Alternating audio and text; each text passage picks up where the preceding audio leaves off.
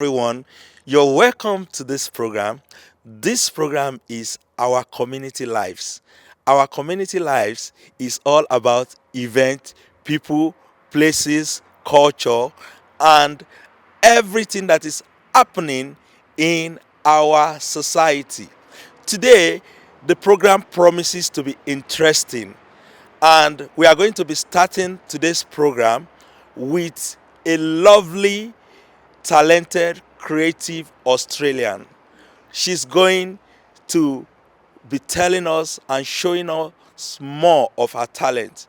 So please stay tuned and watch our next segment, which is Show Your Talent.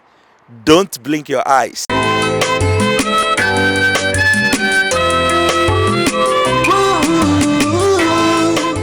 Introduce yourself to the viewers.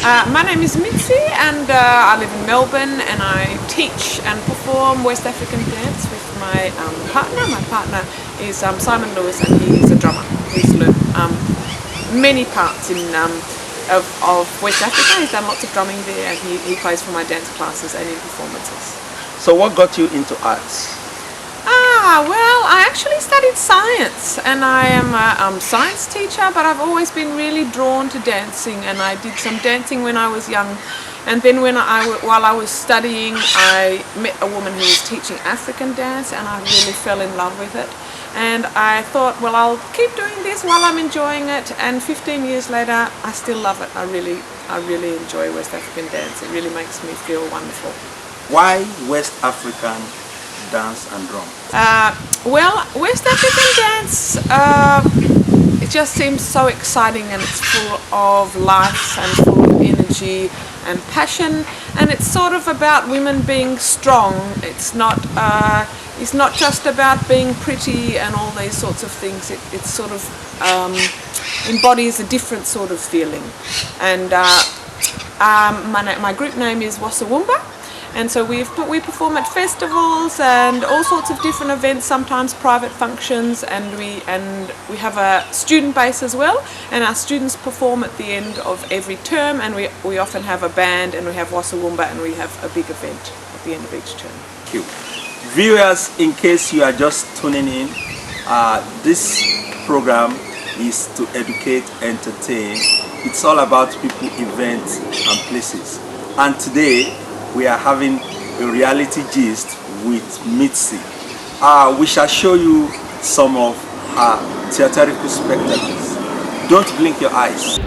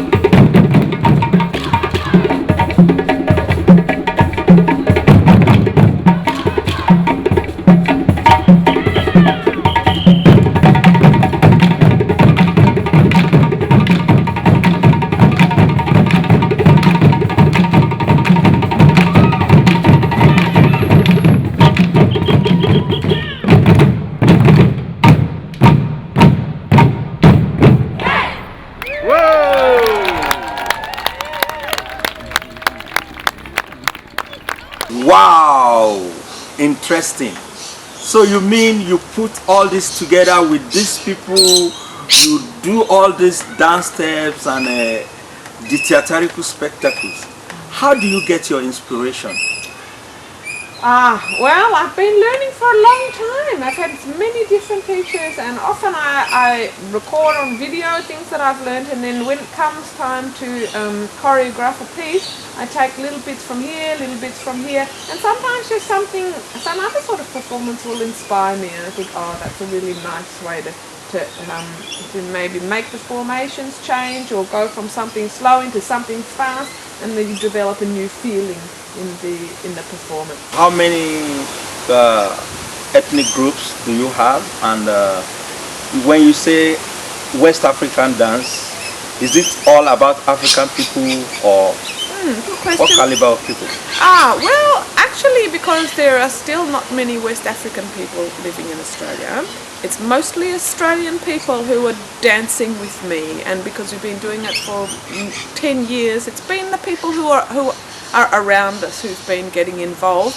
But having said that, we have a Filipino girl who's part of our group, we have an Indian girl, we have another woman who is half Chinese and half Egyptian, so it's a truly multicultural experience. And how have you been able to support the community with your group? Well, actually, I think it's an education for people about Africa, and often people end up travelling to West Africa to further their education about it and to further their learning, and through these sorts of experiences they meet new people, and so partly it's about the community here in Melbourne. People are meeting each other and they're making friends, but it's also about making broader connections in Africa and all over the world, because I also have friends who have come to visit me from Japan and from America, and we know each other because we're all interested in African drumming and dancing. And even this woman who visited me, she didn't speak much English, but we still understand the language of the dance and the language of the drumming, so it's a beautiful thing. And your recent project about Ebola, to support Africa, you did organize a drum dancing and a spectacle to contribute to the awareness and support African people on Ebola. What brought that? So we did a big fundraiser. So we did, it was like a drum and dance-a-thon. So people come along and they did some workshops in drum and dance, and they paid for those workshops, and that money went towards our fundraiser. And we also did an online fundraiser and a performance, and there were lots of people from the drum and dance community in Melbourne who contributed to that. It wasn't just us, but we ended up raising $8,000, and that money went to all of those countries affected by Ebola in West Africa. In conclusion, how do you balance your work, family, and social commitments?